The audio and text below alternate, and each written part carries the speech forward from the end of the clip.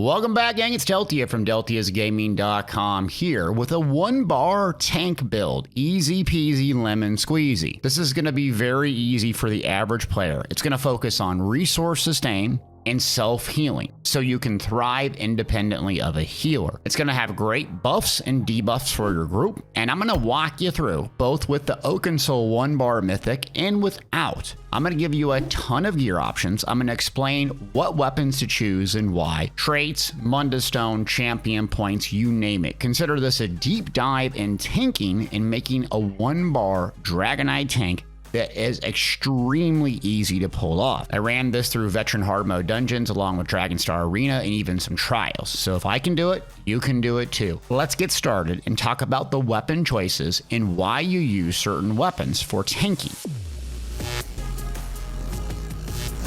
All right, some basic things to consider with tanking. I'm going to assume you don't know these things, so we're going to take it very slow. You have two weapon choices to use: one-handed and shield. Reason why is the passive here. Reduce the cost of your one-hand and shield abilities and reduce the cost of blocking by 36%.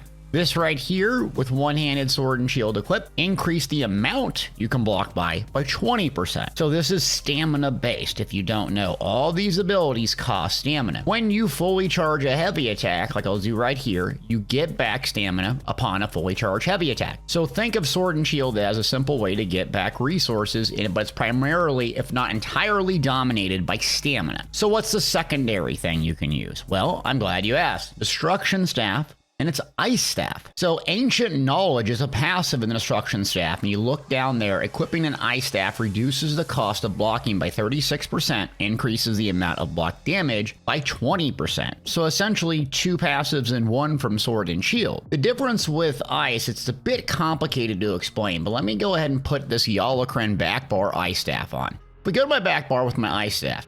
Ice Staff fully charges like this. Ice restores magicka, not stamina. With Sword and Shield, when you block, it costs stamina at the expense of the mitigation that you're getting. Frost Staff, however, can do either magic or stamina. So this tri-focus passive here determines which resource you're going to use when you block. I have it taken out. Thus, even when I have an Ice Staff equipped, I will have the same mitigation as a one-hand and shield, and I will still be blocking with stamina. If I take 2 points in here, I'll be able to block with magicka. Just realize that I like the stamina route because you can usually get back some stamina pretty easily, and I'll explain how and why that's relevant. But you don't want to run out of whatever resource you're going to use, because if you do and you can't get that mitigation, you're going to get one shot, especially with the heavy attack. Okay, so we got two options. Now, a friend of the stream, Cody, tested this extensively, and myself as well. And one-hand sword and shield, I think, is the #1 winner. And the reason why is one of the skills that you can use, Pierced Armor. Nothing in Frost Staff can provide you this. It gives minor breach, major breach. Right around close to 10,000 resistances diminished, and it costs a little over 1,100 stamina. So this is a melee taunt. You have to get close, has some limitations, but it debuffs the mob significantly, ramping up your damage. If you don't know, mobs in PvE generally have 18,200 resistances. In Elder Scrolls Online, there is no such thing as over-penetration. You don't get an advantage for doing that. And assuming you don't know this either, light armor users get this passive here. Increases your physical and spell penetration for each piece worn. So light armor users have a lot of pen. Thus, they don't have a whole lot of reason to reduce armor. But medium armor users do not have that. So depending on the group and the coordination level you're in, if you're running a lot of medium armor damage dealers, they're going to really want that reduction in armor because they don't have the passive here. And this is why light armor users will use a couple of medium, and medium armor users might use a couple of light because they want to dip into each other's passive because they're so dang strong.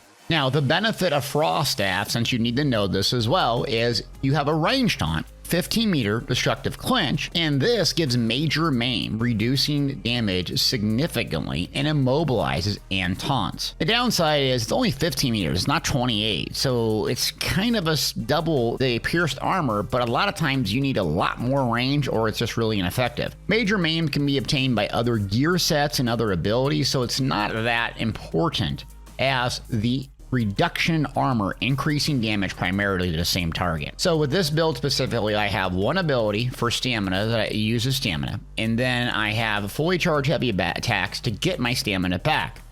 And the rest of my abilities are pretty much magic, so let me go over them and explain why I use this. The reason why I have this is, if you run out of stamina, you're dead, essentially. If you run out of magic, yeah, you might not be able to heal yourself, you might not have as much utility, but you're not going to be dead. And so that's why we set the build up the way we do. Very, very independent of healers.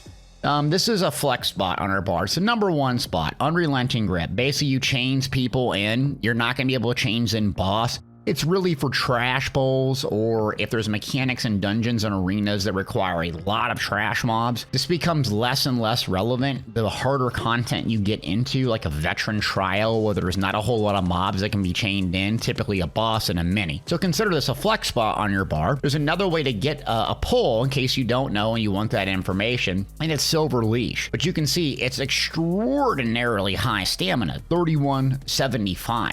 So I don't recommend using that on other builds, especially with one bar, because it's just an enormous stam cost. Now, some good flex spots for this guy right here is Overflowing Altar. So Overflowing Altar, really, really good. The other morph lasts a little bit longer, but I find you're going to have to put it down and reposition quite frequently. It gives minor lifesteal. It will add a lot of healing. Typically, healers may run this, so you just have to coordinate with your group who's going to run it. It costs health, which isn't too bad for us since we have a ton of built-in passive healing. Another reason this is so strong, and the more coordinated you get, meaning you're in comms, you're doing veteran trials, the more undaunted and or abilities that use synergies you're going to want to have in the group. Reason why is Undaunted Command. Activating a synergy restores max health, stamina, and magic 4%, so it's going to scale off what you have as highest. This is how a lot of people completely sustain and not even use gear and or food choices, is through constantly consuming synergies. Each synergy is on roughly a 20-second cooldown, so really, really strong for your group.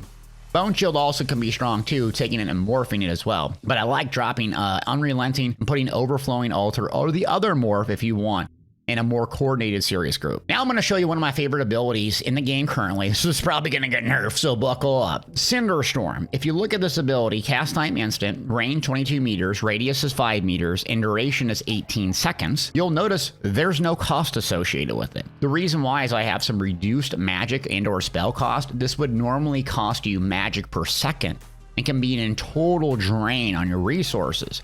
But it's going to heal you and allies like an absolute nuclear missile. So you drop it down like this and kind of just hang out in here. But there is a lot more this does for you than just healing. There's a little trick that you can use with this. Again, probably going to get nerfed. When you cast a non-stamina costing Earth and Heart ability, you restore 990 stamina. Okay, well this costs me literally nothing.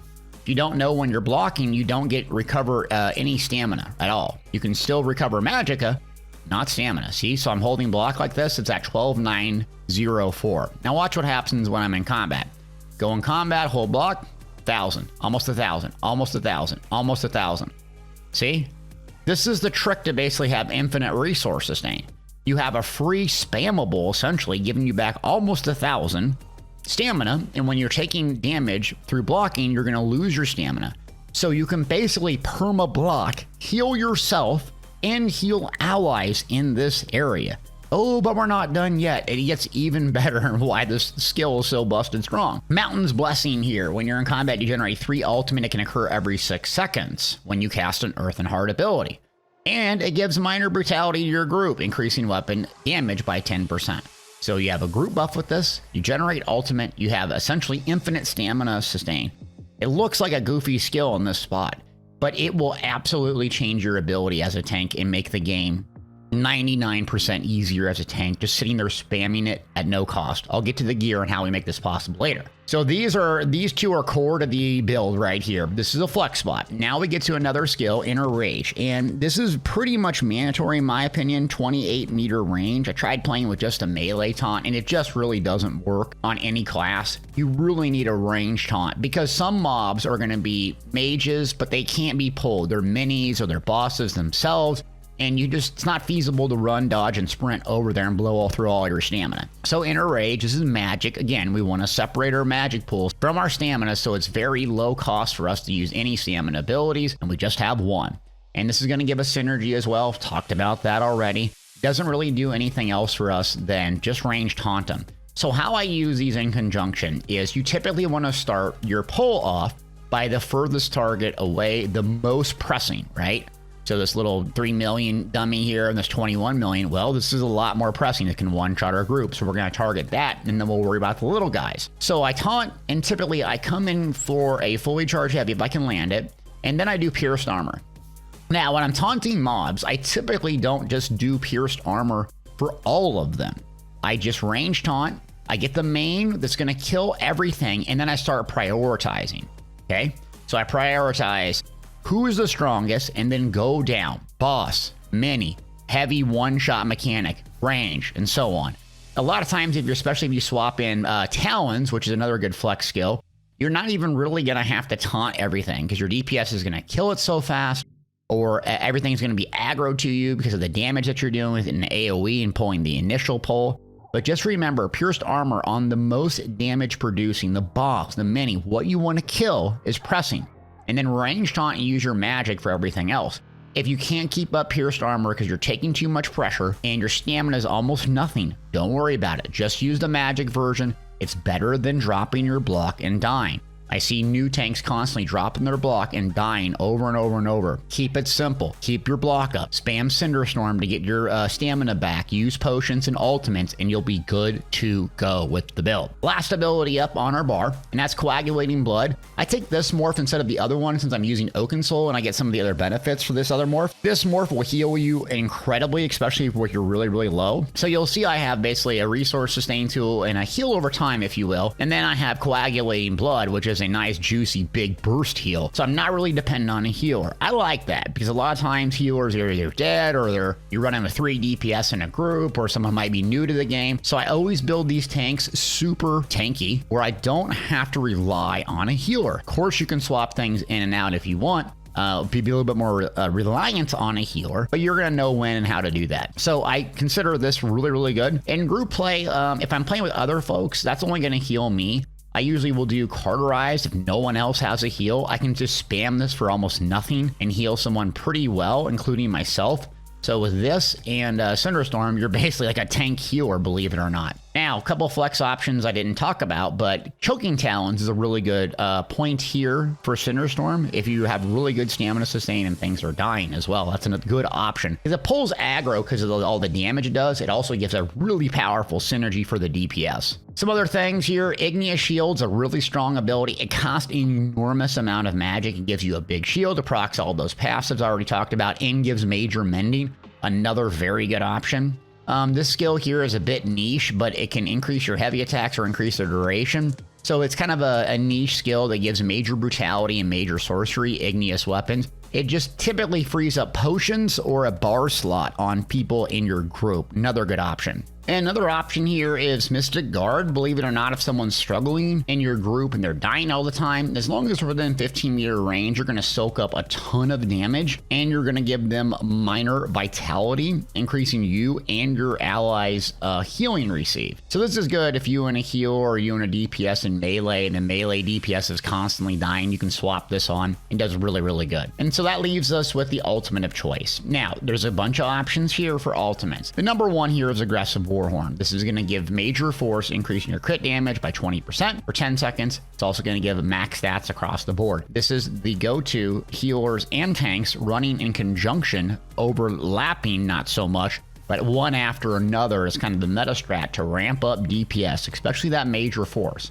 Now, not everyone's going to be able to do this, and you probably want more of a tanky option. If you want more of a tanky option in your class kit, come over here and get Magma Shell. It's going to make you almost invincible for about 12 seconds. It doesn't cost very much ultimate, and when activated, nearby allies gain a huge damage shield based off their max health for 12 seconds. So it's good survivability, good group utility. And another option that you have to PvP for is Reviving Barrier. So something similar to Magma Shell. Magma makes you a little bit more survivable. This gives you a huge shield, and then it heals other people as well. So 12-meter radius, this is pretty good for trials or dungeons where you can stack these barriers back to back. Another added benefit if you PvP a lot and you slot this thing instead of aggressive Warhorn, you get 10% magic recovery. Remember, when you're blocking with Sword and Shield, you can recover magic. You can't recover stam. That's why we had this set up the way we do. So we have a bunch of magic abilities and a bunch of magic recovery and reduced magic cost. So 3 flex options there for you. Last flex option, don't sleep on this, is Shield Discipline. So what happens if you're blowing through your stamina for whatever reason, you change this build up and you can't just seem to sustain your stamina, you can just spam this over and over. And basically it'll give you the block cost, the block mitigation, and it'll reflect heavy attacks from mobs, but it won't cost you any stamina. What I do is I pop this and I rip off 2, maybe 3 heavy attacks back to back and fill up my stamina. Because I can block, I get the mitigation, I don't have to worry about incoming heavy attacks. Again, this is the rotation if you were going to use this, okay? So you're going to start at range, you're going to start with Coagulating Blood to get the passives rolling from that ability, okay? You're going to taunt, and you're going to close the distance. You're going to taunt the priority, meaning the mob, the Bane boss, the mini, whatever is going to kill your group or whatever you're trying to kill to get to the next part of the encounter. So I ranged taunted, I closed the distance, and I fully charged heavy attack, and then I pierced armor that mob, the priority. And you can see right above my character, it has that debuff going, reducing their armor, major and minor breach. So I got major and minor breach up, and I'm sitting here, and I put my healing a little down with my Cinderstorm, so that's going to keep me healed. And then I got about, 10 seconds or so where this main critter is going to be taunted. So then I'm going to look around and start chainsing in people. So boom, I'll kind of look around, chains. Usually the chains is enough to get a taunt. But as I'm holding block and I'm block casting while I'm doing this, you do not need to release your block when you're casting abilities. You just simply continue to hold it. You chains mob in, and as soon as a mob's chained in, unless it's going to die right away, then I taunt it. So chains, taunt, I'm continuing to hold block, chains, taunt, chains, taunt. As my stamina starts dripping, I'll chains, and I'll even do a range taunt. And then I'll kind of spam this here to get my stamina back up like we talked about earlier, even continuing to hold block. I notice my character is not glowing from Coagulating Blood, so I'm going to hit that even though I don't need a heal, because I want to get the passives rolling. Once everything's in the melee, DPS, and or the healer are in range, I pop my ultimate. It's either Barrier or Warhorn, and we're good to go. And that's really all you got to do for the rotation, and just maintaining that in your resources, using potions, using ultimate with Battle Roar, especially for a Dragonknight, and fully charge heavy attacks when you can after a heavy attack from the boss, and you should be good to go. Okay, we're going to talk about gear now, what I use and why, and I'm going to give you some meta loadouts, meaning like kind of what the best in slot items are currently for this 1 bar build, assuming you're going on the meta trends for what people are playing and why. So 1, do not sleep on this set. It's called Crimson Oath Rive. Casting ability, drinking a potion, gives you major or minor buff, sends out a wave of energy reducing armor by 3,541 for 15 seconds. And it can occur every 12 seconds, so you can have 100% uptime. Why this is so relevant is a lot of DPS switch to stamina now. We've already talked about this earlier, but stamina doesn't have pen built into its passive.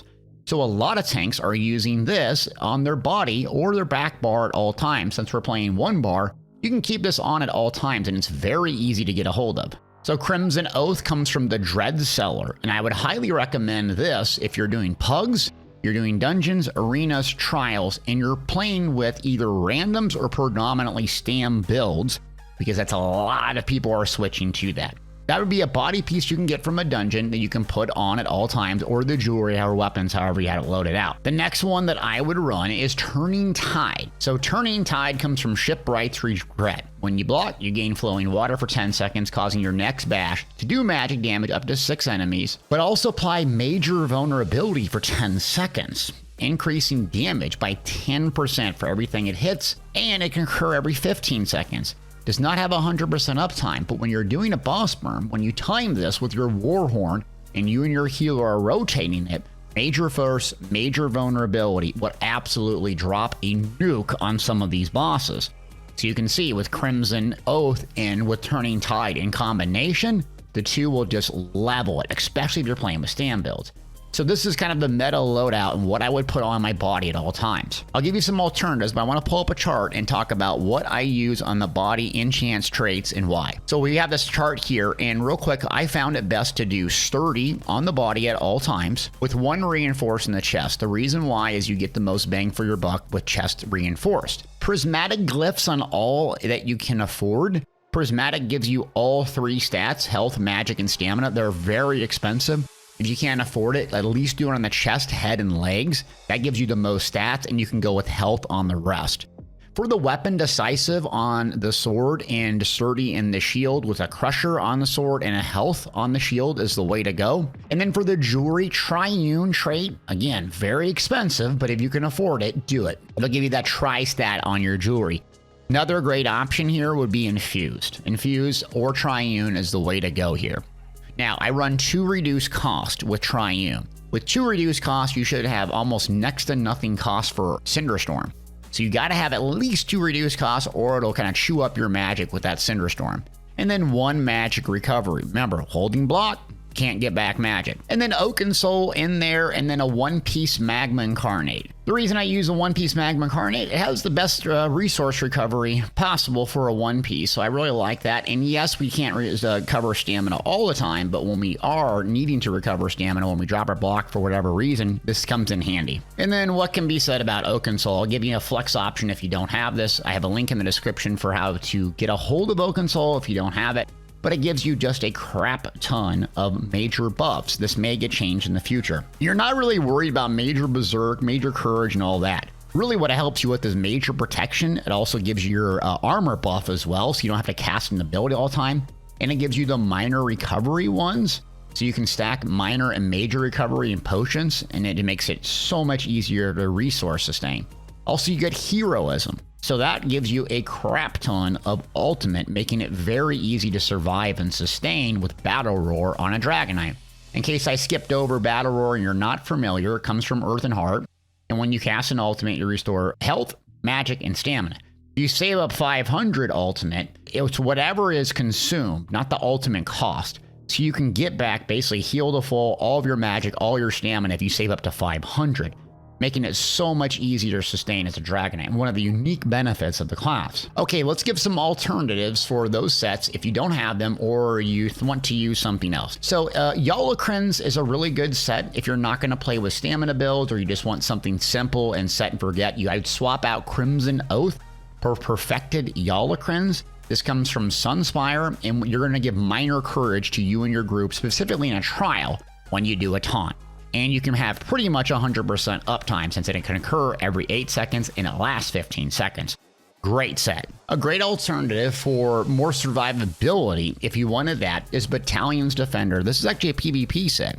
It's incredible survivability. So if you're permanent blocking like me, when you block, you heal yourself or a group member within 15 meters for a lot of health. Scales off your max health and can occur every 1 second. So when you're getting constantly beat on and things are just hitting you, especially if you're playing melee builds, maybe you don't have a healer or someone's new as a healer, this thing will carry you and your group's survivability. The fact that it can happen every 1 second, and it's really, really good when you're playing with melee DPS that might struggle with survivability. You can buy it from traders as well, or Rewards of the Worthy in Cyrodiil. Another really good selfish survivability set is the Leeching Plate. Whenever you take damage, you summon this poison cloud underneath you, dealing poison damage and healing you for 100% of the damage caused. Especially in AoE fights, the amount of healing that you have when 15 mobs are beating on you is just absolutely staggering. This comes from Imperial City Prison. Very easy to collect, and now it's a part of the base game. Grace of Gloom, believe it or not, very, very good set as well. When you take damage, you become a living shadow for 10 seconds, and you heal yourself and gain major evasion, which is going to reduce AoE damage. The heal is going to give you a heal based off of your max health. Typically, I use this in PvP, but it's actually quite easy to get a hold of now. Coming from Somerset, you can also buy it from the traders, a great beginner set to start with. So you could even pair Battalion's Defender with Grace of Gloom and have 2 starter sets if you want when you're still learning how to play this build. Now, if you're a beginner, one good craftable set is Torg's Pact. This decreases weapon enchantment cooldown by 33% and increases non-oblivion damage weapon potency by 45%. This is typically ran on a back bar like a frost staff, since it doesn't half your effectiveness of the trait, and you can put a crusher enchant on there, further reducing armor, but it's a good 5-piece if you need something to get you by. Another good craftable option here is Wretched Vitality. This is just going to give mind-numbing resource sustain, magic, and stamina. Stamina not that relevant, but your taunt will apply a major and a minor buff. You will not get the major and minor buff when you're wearing Oakensoul, because you have to actually apply something. But if you want just a simple resource sustain set, because you struggle with that as a tank, consider Wretched Vitality craftable, and it's 3 traits. Now, the Motherload set here for sustain is Desert Rose, another PvP set. When you take damage, you have a 25% chance to restore 2,000 magic and occur every 4 seconds. Why this is so strong in a 1-bar build is you're not using the skill Balance from Mage's Guild typically. That basically exchanges health for magic, so with a 2-bar build, you can put it back on your back bar and just sit there and tap over and over and over and get basically infinite magic. Not on a 1-bar build. Everything is so precious for you. So this will carry your magic recovery, and it's usually what I use in arenas without a healer or something, and I pair it with a survivability set like Battalion's Defender, because I have survivability and have pretty much limitless resource sustain with Desert Rose. Very goofy PvP set, but it works incredible in PvE, especially the more mobs that are beating on you, and then you have Taunted ready to go. So I'm going to pull up the gear chart for people that don't have the High Isles or aren't interested in using Oakensoul. For the average player, the beginner out there, this is what I would run. I would run a 2-piece Engine Guardian Monster Helm because it carries our resource sustain and survivability in a 2-piece. I would run Battalion's Defender on the body at all time, because not only is it going to be able to heal you, but other people if they're in range. And then I would run Desert Rose. You'd have just incredible magic recovery. Along with Engine Guardian, you should be filling up your stamina, you should be getting healed constantly, and you'll have incredible magic. Then start taking off the training wheels as a beginner and putting on like Crimson Oath, starting to collect some of those other 5 pieces like Yolokren if you can, or Turning Tide, and add some more damage value sets. But remember, you gotta start with the basics, and you can't survive, you can't continue to hold block, and you're getting panicky and you don't know what to taunt, you're gonna have to swap things in. Start with survivability, then work towards damage added sets later on. Okay, let's talk about the miscellaneouses of this build. And I think it's worth noting, talking about how to add increased power to your character after you reach max level and max level CP. So I'm going to touch on this briefly. You hit a level 50 character, you got CP 160, you got the gear. There's still some things you can do to power up your character. One is alchemy medicinal use. When using potions, effects last 33% longer. So Oakensoul will give us the minor buffs here, the minor intellect, minor endurance, and minor fortitude. Well, potions will give us the major. So if we look at potions here, in a try potion from the Crown Store, 47.3 seconds with a 45-second cooldown.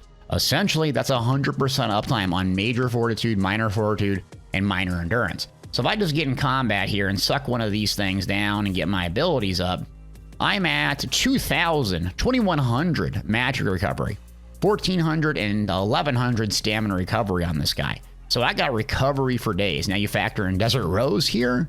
It's because of this passive right here, medicinal use. So level it up. How you can level it up quickly in case you're interested: take a bunch of crap mats that nobody wants, specifically from Alchemy, like the Poison one, like this Alchest, or whatever the level 1, level 10 stuff is. And some of this crap nobody wants and super cheap on the traders, and then just make about 400 or 500 of it.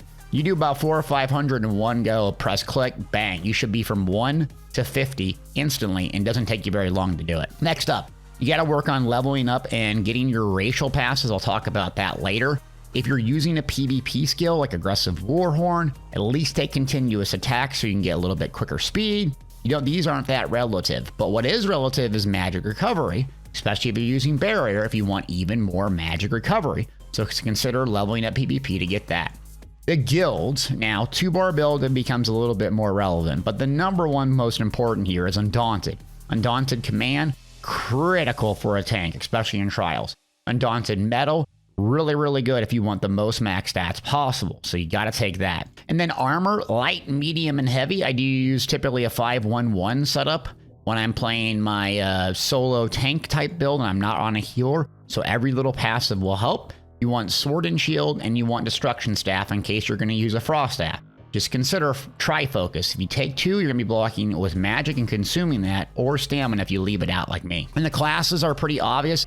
Make sure to max out the passives. Yes, I know it's a bazillion skill points, but it's worth it because there's something in each and every one of these passives that add power into your character without requiring a bar slot. Okay, now I kind of showed you my Nord race, and why the Nord? It's probably one of the best for DKs. My day 1 character, Deltia, on Aldemary Dominion. Max health, frost resistance, max stamina, but this is the key one. When you take damage, you gain 5 ultimate.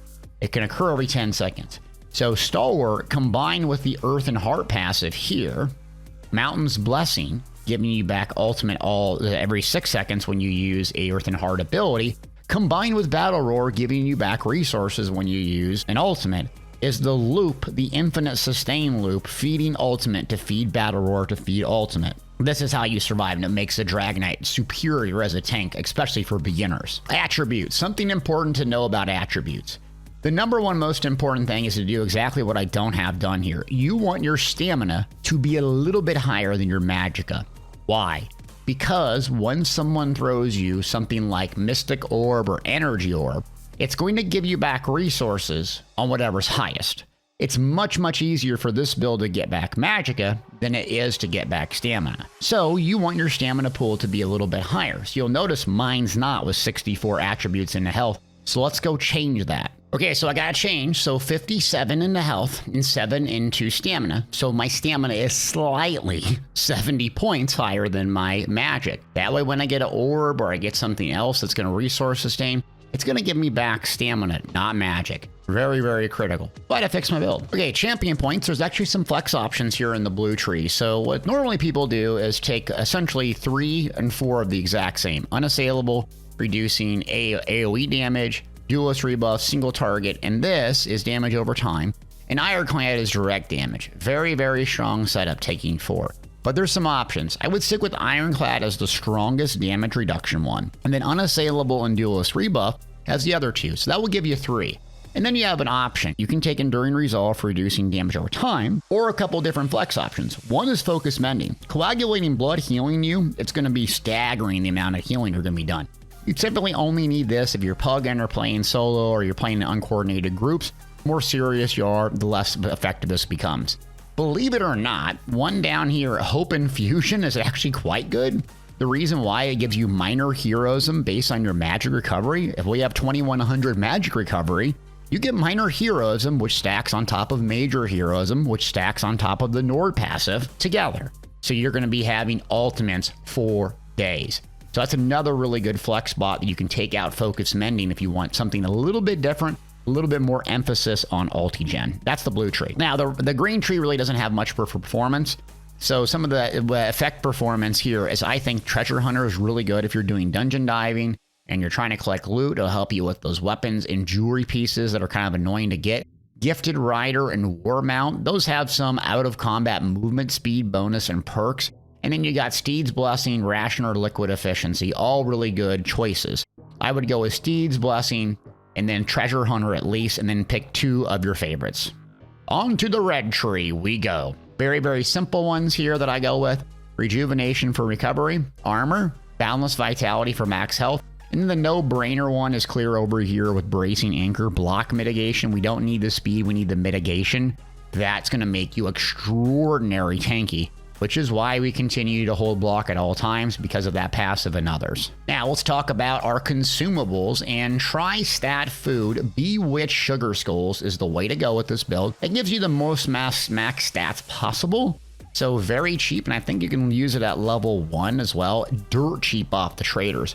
I combine that with Tri-Potions, giving me a flood of resources across the board. You don't have Bewitched Sugar Skulls, too expensive. Artanium Pickled Fishbowl is a purple quality, little less stacked. It's extraordinarily cheap. Highly recommend those 2 food choices, along with try potions. Well, gang, that's a video. Hope you got something out of this. This was a huge, long, deep dive, 1 bar build. I think we covered pretty much everything that a tank would need to know, so I'll probably get back to doing more 2 bar builds and updating those, but this is a good place to start for a beginner. Work towards collecting those cool gear sets, adding some value, but you got to start with the basics, and that's just continuing to hold block, heal yourself and or group allies, and taunt in a priority system, and you'll be good to go. Consider watching me on twitch.tv/Deltiasgaming. If you found this video helpful, please click that subscribe button, turn the notifications on, and leave me a like. It really does help these videos. Until next time, thanks for watching.